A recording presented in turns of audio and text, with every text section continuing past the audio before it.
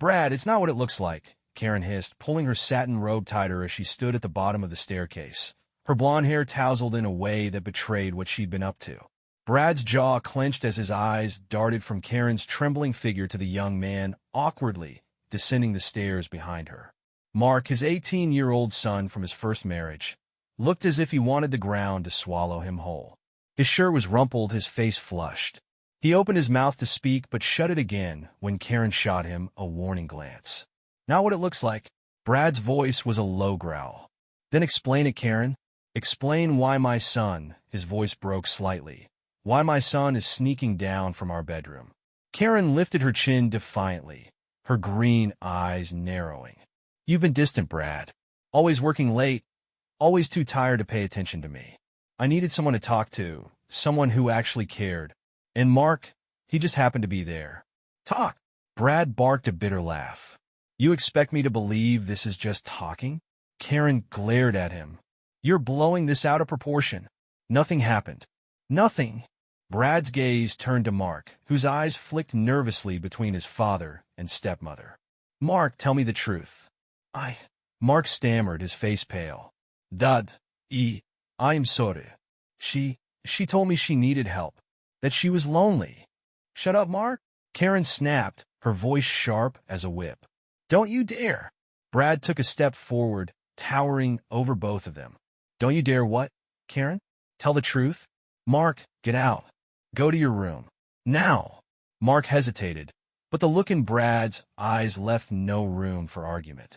He bolted upstairs, leaving Brad and Karen alone in the tense, suffocating silence. You're pathetic, Karen spat once Mark was out of earshot. You think you can control everything, but you're too blind to see what's right in front of you. Brad's fists clenched at his sides. He took a deep breath, his mind racing. I'm not blind anymore, Karen. Pack your things. You're done here. Done. She scoffed, crossing her arms.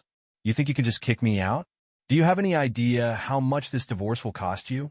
Brad's face hardened. We'll see about that. Karen's voice followed Brad as he stormed into the garage. You're bluffing. You'd never let this get out, Brad. Think about your reputation. Your precious career, she shrieked. Brad ignored her. His mind was spinning, but one thought cut through the chaos. Karen's smugness had finally gone too far. She thought she held all the cards, but she didn't know Brad had an ace up his sleeve.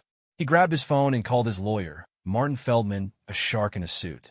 Martin, it's Brad. I need you to move fast. We're filing for divorce. She's been unfaithful. There was a pause on the other end before Martin's voice turned cold and professional. Do you have evidence? Not yet, Brad admitted, pacing. But I'll get it. Do it discreetly, Martin advised. And Brad, make sure she doesn't catch on. If this gets messy, she could drag it out for years. Brad hung up, his jaw tight. He knew Karen's type.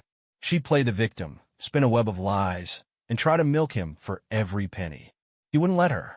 He had to stay ahead of her, and he knew just the person to help. His old friend and private investigator, Dave Logan. 2 days later, Brad met Dave in a diner on the outskirts of town. The PI slid into the booth, his demeanor casual, but his eyes sharp. You got quite the mess, huh? Understatement of the year, Brad muttered, stirring his coffee. I need proof, Dave. She's been messing around with Mark, my son. I can't prove how far it's gone, but I need to. And if there's anyone else, he trailed off, the bile rising in his throat. Dave nodded. I'll handle it. Might take a few weeks, though. I don't care how long it takes, Brad said, his voice low and steely. Just make sure I have what I need to bury her. Dave smirked. Consider it done. Back at home, Karen's demeanor had shifted. She was playing nice, greeting Brad with a saccharine smile and pretending nothing was wrong. I made dinner, she cooed one night, sliding a plate of roast chicken and potatoes in front of him. Brad stared at her, his stomach turning. He forced a polite smile. Thanks, Karen. She leaned closer, her voice soft. We don't have to fight, you know. We can work through this. For Mark's sake. Brad clenched his fork. The audacity of her trying to use his son as a bargaining chip made his blood boil. But he forced himself to stay calm. He needed her to feel safe, unsuspecting. Maybe you're right, he lied. Karen smiled, clearly pleased with herself. She poured him a glass of wine. her fingers brushing his shoulder. "I knew you'd come around." Brad downed the wine, masking his disgust. Let her think she'd won. The harder she fell, the sweeter his victory would be. Meanwhile, Dave was making progress. He'd tailed Karen to a local motel twice and caught her meeting another man, a slick, middle-aged contractor named Ron. Dave's camera clicked furiously as Karen draped herself over Ron in the parking lot, their lips locked in a heated kiss.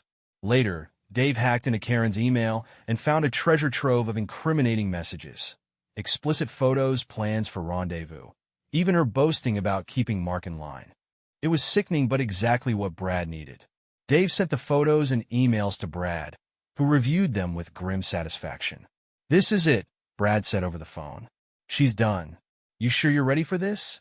Dave asked. "Oh, I've been ready," Brad replied. "It's time she learned who she's dealing with." The following evening, Brad set his plan into motion. He invited Karen to dinner at an upscale restaurant, a place she'd always loved. The gesture threw her off guard, her green eyes sparkling with curiosity.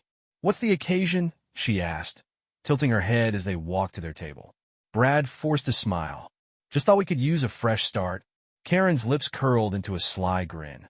"I knew you'd come around, Brad." As they ate, Brad played the part of the attentive husband, laughing at Karen's stories and complimenting her on her dress. She soaked it up, her confidence blooming like a toxic flower. By the time dessert arrived, Karen was giddy, leaning across the table to stroke Brad's hand. "I knew we were meant to be," she purred. Brad nodded, his expression unreadable. "To us," he said, raising his glass. Karen clinked her wine glass against his, oblivious to the storm brewing beneath his calm exterior. Later that night, Brad waited until Karen was asleep before slipping out of bed. He crept into his home office and opened a hidden drawer in his desk, retrieving a USB drive Dave had delivered earlier. He plugged it into his laptop, his fingers trembling slightly as he reviewed the damning evidence one last time. Emails, photos, videos. Karen's lies were laid bare, each piece of proof more revolting than the last. Brad's jaw clenched as he read Karen's messages to Ron, her cruel jokes about him and Mark. The bile rose in his throat, but he forced himself to stay composed. He'd waited too long for this moment to lose control now. With a few clicks, Brad uploaded the evidence to an encrypted file-sharing platform. He sent the link to his lawyer, Martin, along with a message. "It's time."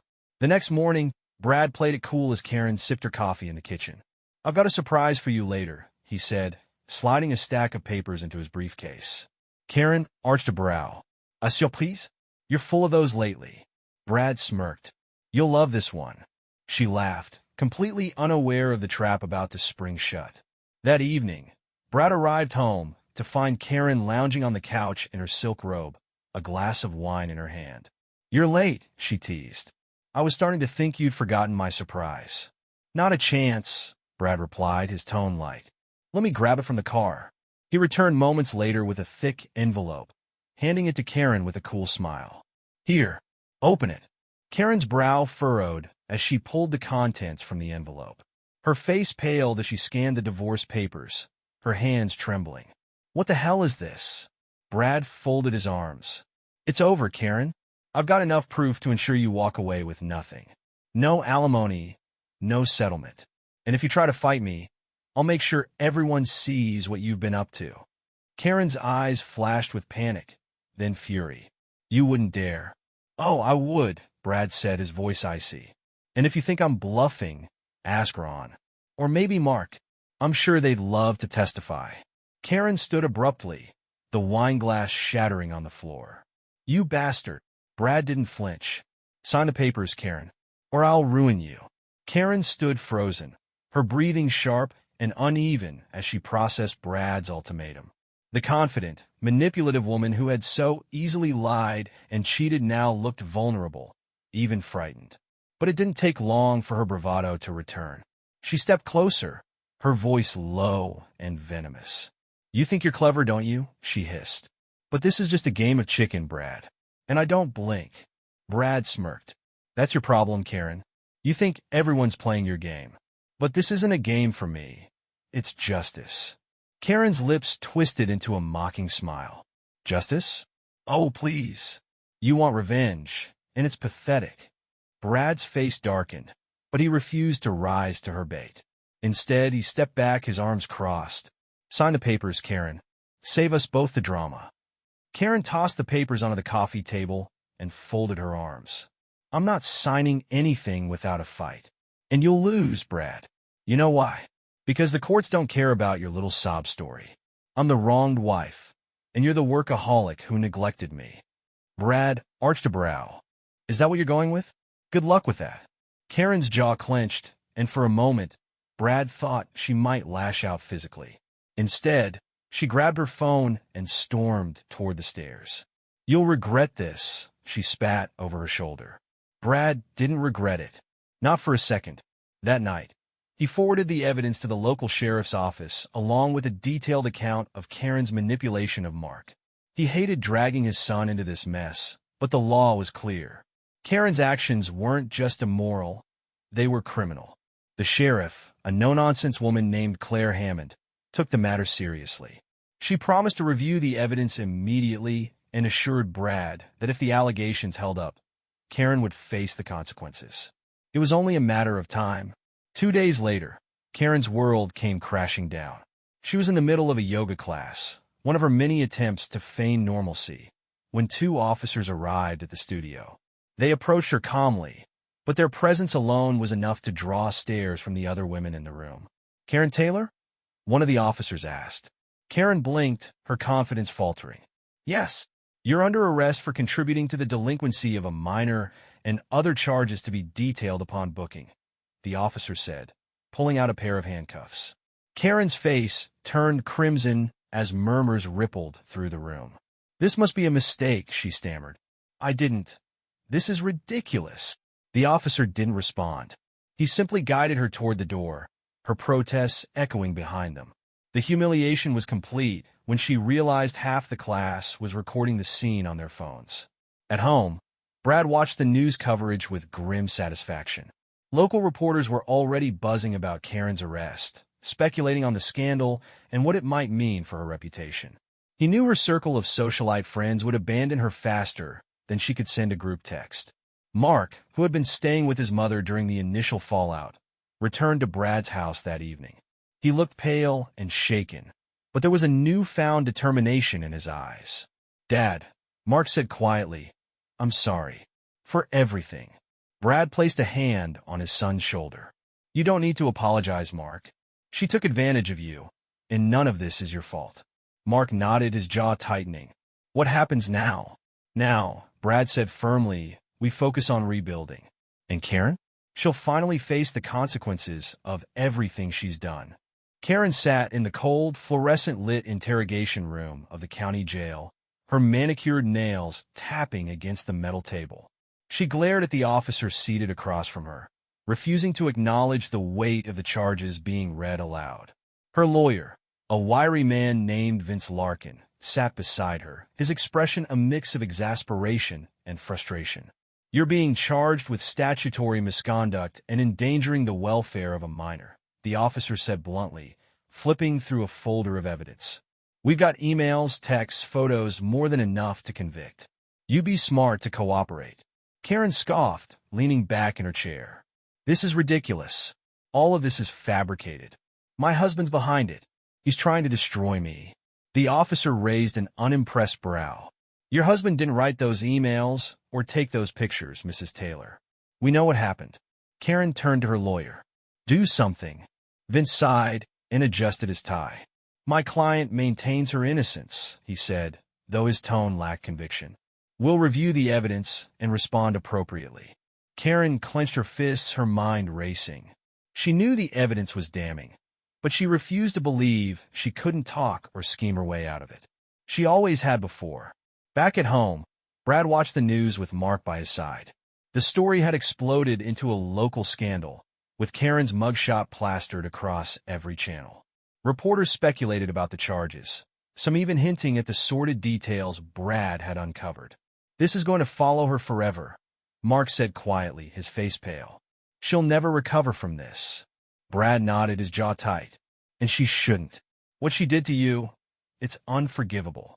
Mark hesitated, then looked at his father. Thanks, Dad, for believing me, for fighting back. Brad placed a reassuring hand on Mark's shoulder. Always, son. Karen's social circle turned on her almost immediately. Friends who had once hung on her every word now avoided her calls. Invitations to galas and charity events dried up overnight. Even Ron, her contractor lover, ghosted her as soon as the story broke, desperate to avoid being dragged into the mess.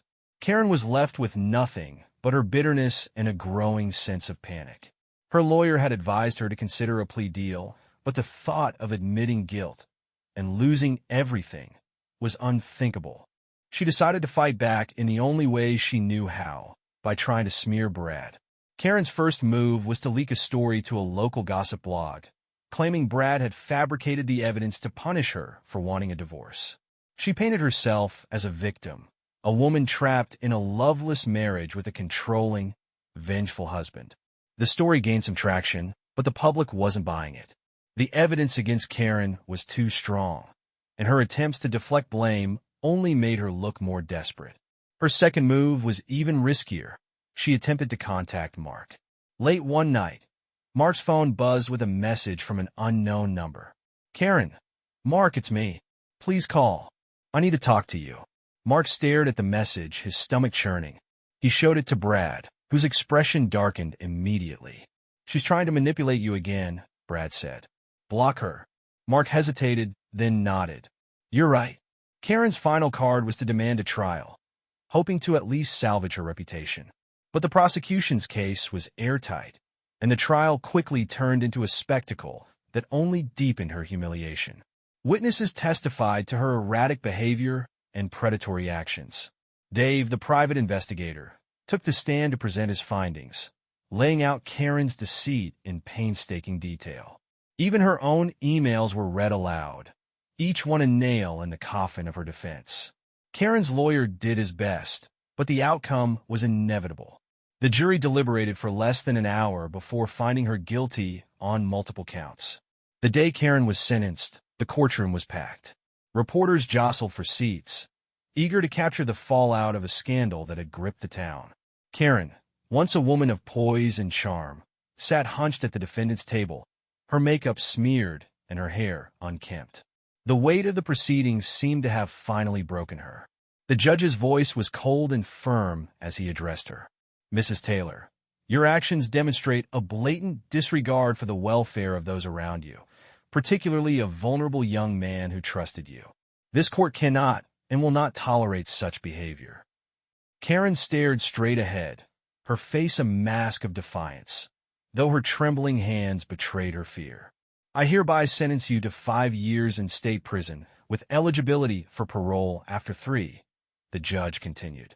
Furthermore, you will register as a sex offender upon your release. The room erupted in whispers. Karen's lips parted slightly, as if to protest, but no words came out. She slumped back in her chair as the judge banged his gavel, signaling the end of the trial.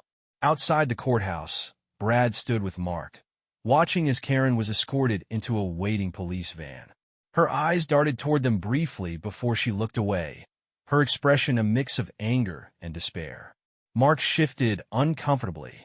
It's over, isn't it? Brad placed a steady hand on his shoulder. Yeah, so, it's over. But Brad knew it wasn't entirely over.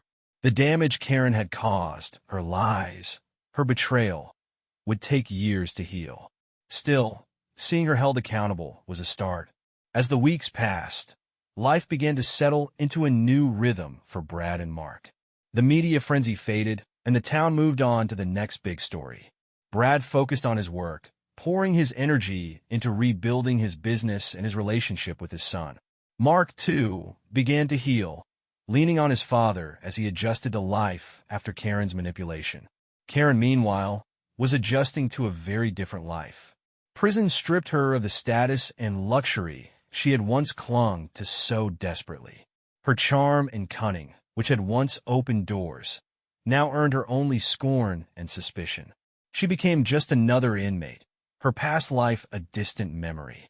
Brad's final act of revenge came in the form of Karen's financial ruin. With the divorce finalized, and the court ruling in his favor, she was left with nothing. Her assets were liquidated to cover legal fees and restitution, leaving her penniless upon her eventual release. It was poetic justice, Brad thought. She had spent years manipulating, scheming, and using others for her own gain. Now, she had nothing. One evening, as Brad and Mark shared a quiet dinner, Mark spoke up. "Do you think she'll ever try to come back? After prison?" Brad met his son's gaze, his expression firm. "If she does, she'll find out the hard way that we've moved on." Mark nodded, a small smile playing at his lips. Good. Months turned into a year, and Karen's absence became less of a shadow over Brad and Mark's lives. But Karen's downfall wasn't over yet. One afternoon, Brad received a call from Martin, his lawyer. "Brad, you're going to want to hear this," Martin said, his voice tinged with satisfaction. "Karen's attempting to appeal her sentence, claiming emotional distress and coercion." Brad snorted. "She's still trying to wriggle out of it, huh?" "It's not going to work," Martin assured him. "Her appeal was rejected almost immediately. But there's more. You should know she's been causing trouble in prison. Reports of manipulation, trying to turn inmates against each other. She's alienating everyone around her." Brad leaned back in his chair, a grim smile playing on his lips. "Sounds like she hasn't learned a thing." "No," Martin agreed. "But the system's not letting her off the hook this time." Meanwhile, Karen's world continued to unravel. Her attempts to control the prison hierarchy backfired spectacularly, earning her the ire of both inmates and guards. Her once glamorous image was now a distant memory, replaced by a reputation as a troublemaker and a liar. Each day behind bars chipped away at her, leaving her more isolated and powerless. It was a fitting end for a woman who had built her life on deceit. Back at home, Brad decided it was time to close another chapter of Karen's lingering presence in their lives. He called Dave, the private investigator, to help him sort through some old boxes Karen had left behind in the attic. It was mostly junk, designer clothes, unread books, and photo albums filled with Karen's curated version of their marriage. But among the clutter, they found something unexpected, a hidden stash of journals. Brad flipped through them, his brow furrowing as he skimmed page after page of Karen's private musings. Her words were venomous, filled with disdain for everyone in her life, including Mark. "She was more twisted than I thought," Brad muttered, tossing the journals into a trash bag. Dave shrugged. "At least you know the truth now. And hey, clearing this out is cathartic." Brad nodded. It was cathartic. With every box he emptied, every trace of Karen he erased, he felt lighter. In the months that followed, Brad and Mark found a new rhythm. They rebuilt their relationship, strengthened by their shared ordeal. Mark confided in his father more often, and Brad, in turn, made a conscious effort to be present and supportive. Karen became a distant memory, a cautionary tale rather than a looming presence. Brad no longer checked the news for updates on her case, no longer cared about her attempts to claw her way back to relevance. She was a ghost, and he had no intention of letting her haunt them again. One evening, Mark came home from school with an idea. "Dad, I've been thinking about starting a mentorship program. For kids who've been through tough situations, like what we went through." Brad's chest swelled with pride. "That's a great idea, son. I'm proud of you." Mark grinned. "Thanks. I want to make something good come out of all this." Brad clapped him on the back. "And you will. You've already come so far." As the months turned into another year, Karen's existence in prison became a distant echo in Brad and Mark's lives. For them, the focus had shifted to rebuilding and thriving. Mark excelled in his mentorship program, helping young people who had experienced manipulation or abuse find their voices. His journey from victim to advocate was nothing short of inspiring, and Brad couldn't have been prouder. One evening, Mark shared a story from his program over dinner. "There was this kid today," he said, his tone reflective. "He was so nervous at first, didn't want to say a word. But by the end, he was smiling. He even volunteered to lead the next session." Brad smiled, raising his glass. "That's because of you, Mark. You're making a difference." Mark grinned, the glow of pride in his eyes. "Thanks, Dad. I just don't want anyone to feel as lost as I did." Brad nodded, his own smile bittersweet. And that's why you're stronger than she ever was. Meanwhile, Karen's life had continued its downward spiral. Her behavior in prison had led to stricter conditions, and even the few allies she'd managed to sway had abandoned her. Letters she sent out, desperate pleas for sympathy or help, went unanswered. She was a pariah, stripped of the control and power she had once wielded so effortlessly. On her 41st birthday, Karen sat alone in the prison yard, the chatter of other inmates fading into the background. She clutched a worn photograph of herself from years ago, back when she had been the center of every room she walked into. Now, she was forgotten. Even the guards barely acknowledged her. Except to enforce the rules she constantly tried to bend. Brad's final act of closure came unexpectedly. One day, he received a letter in the mail, marked with the return address of the state correctional facility. He recognized Karen's handwriting immediately. He opened it with careful detachment, reading the scrawled words. "Brad, I know I've made mistakes. I know I hurt you and Mark, but I'm not the monster you think I am. Please, can we talk? I don't want to spend the rest of my life as a ghost to my own family. Just one conversation. Please." Karen. Brad stared at the letter for a long moment before folding it neatly and placing it back in the envelope. He didn't feel anger or pity, only a resolute finality. He burned the letter in the fireplace that night, watching the flames consume Karen's last attempt to worm her way back into their lives. Mark didn't ask about the letter, and Brad didn't mention it. They had both moved on. One crisp autumn evening, Brad and Mark stood on the back porch, looking out over the yard where they'd spent so many weekends building memories. The air was filled with the scent of fallen leaves, and the horizon was painted in hues of orange and gold. "Do you think she'll ever change?"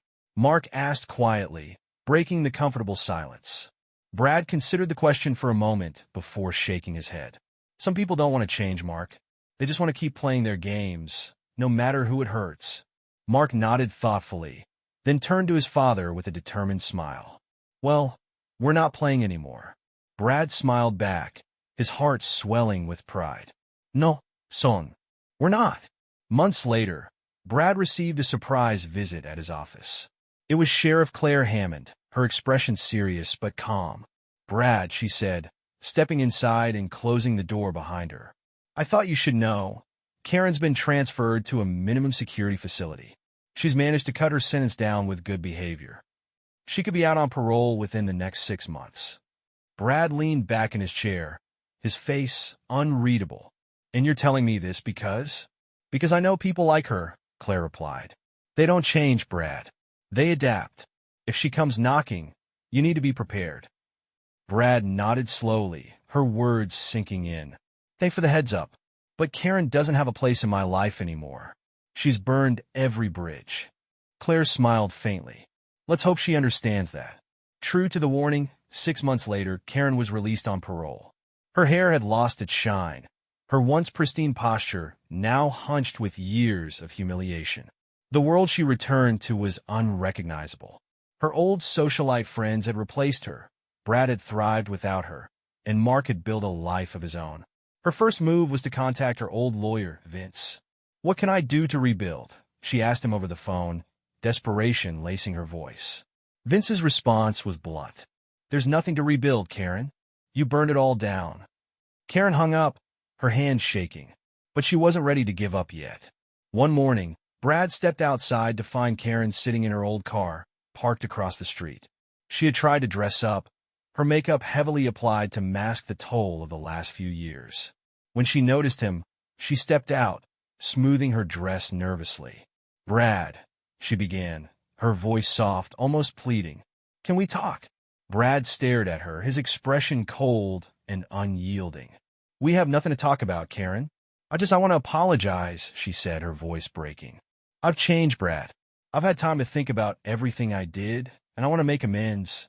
For you, for Mark." Brad cut her off with a sharp laugh, the sound devoid of humor. "You think this is about an apology? You ruined everything, Karen. My trust, my family, my son's innocence. And now you think you can waltz back and fix it all with a few words?" Tears welled up in Karen's eyes, but Brad felt no sympathy. He stepped closer, his voice lowering to a dangerous tone. Mark doesn't want to see you. I don't want to see you. So do yourself a favor and stay gone. Karen's lips trembled as she struggled for words, but Brad had already turned his back, walking toward his front door. She stood there for a moment, defeated, before climbing back into her car and driving away. Later that day, Mark returned home from a meeting about his mentorship program. Brad told him about Karen's visit, and Mark's expression darkened. "She tried to come back?" he asked, his tone laced with disbelief. Brad nodded. "But she's gone now. I made sure of it." Mark was silent for a moment, then sighed. "Good. She doesn't belong in our lives anymore." Brad reached out, gripping his son's shoulder. "She doesn't. And she won't. We're stronger without her." For Karen, life after her release was a slow descent into obscurity. Without friends, family, or resources, she was forced to take a low-paying job and rent a dingy apartment far from the life she once knew. The glamour, the manipulation, the power. It was all gone, leaving only the hollow shell of a woman who had played too many games and lost them all. For Brad and Mark, life moved on. The scars Karen had left behind were still there, but they had healed into something stronger, a bond between father and son that couldn't be broken. Together, they had faced the storm and come out the other side, stronger and freer than ever before. Karen's final act of desperation came several months later. She had tracked Brad and Mark down to a local charity event where Mark's mentorship program was being honored.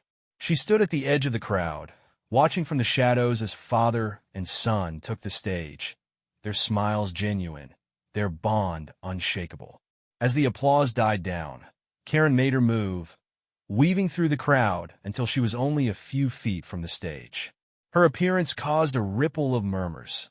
Her face was gaunt, her hair limp, her clothes ill-fitted. She looked nothing like the poised socialite she once was. "Brad!" she called out, her voice sharp against the low hum of conversation. Brad turned, his expression hardening the moment he saw her. Mark froze beside him, his jaw tightening. The crowd fell silent, all eyes turning to the woman who had caused so much chaos. "What are you doing here, Karen?" Brad asked, his voice low but firm. Karen stepped closer, her hands outstretched in a gesture of supplication. "Please, Brad, I just want a chance to explain, to make things right." "There's nothing to explain," Brad said, his voice cold. "And nothing to fix. You've done enough damage." Karen's gaze flickered to Mark, who refused to meet her eyes. "Mark, please," she begged. "I made mistakes, but I love you. I always have." Mark's lips curled into a bitter smile. "Love? You call what you did to me love?" Karen flinched, tears brimming in her eyes. "I was wrong. I know that now. But I can change. I have changed." Brad stepped forward, his voice cutting through her plea like a blade. "You're not here for us, Karen. You're here for yourself. To ease your guilt, to rewrite history. But we've moved on, and you're not part of our lives anymore." Karen opened her mouth to argue, but the resolve in Brad's voice silenced her. She looked around, realizing the crowd was watching her with a mixture of pity and disdain. Her shoulders slumped, and she took a step back, defeated. "Leave," Brad said, his tone final. "And don't come back." For a moment, Karen hesitated, as if clinging to some last shred of hope. But when Mark turned his back on her, she knew it was over. She stumbled out of the venue, her presence evaporating like a shadow under the lights. For Brad and Mark, the confrontation was a turning point. It was the last time Karen's name was spoken between them, the last thread tying them to her severed for good. They returned to the stage and accepted the award with genuine smiles. The weight of the past finally lifted. Karen faded into obscurity after that. She drifted from one menial job to another, her reputation and resources gone. The woman who had once controlled every room she entered now struggled to control even her own life. On a bright spring day, a year later, Brad and Mark stood together at the groundbreaking ceremony for a new community center funded by Mark's mentorship program. The air was filled with laughter and hope, the scars of the past overshadowed by the promise of the future. As Brad looked at his son, now a confident and compassionate young man, he felt an overwhelming sense of pride. They had weathered the storm together, and they were stronger for it. Mark turned to his father with a smile. "We did it, Dad." Brad nodded, his own smile warm and genuine. "Yeah, we did." And with that, they moved forward, leaving the shadows of betrayal behind them forever.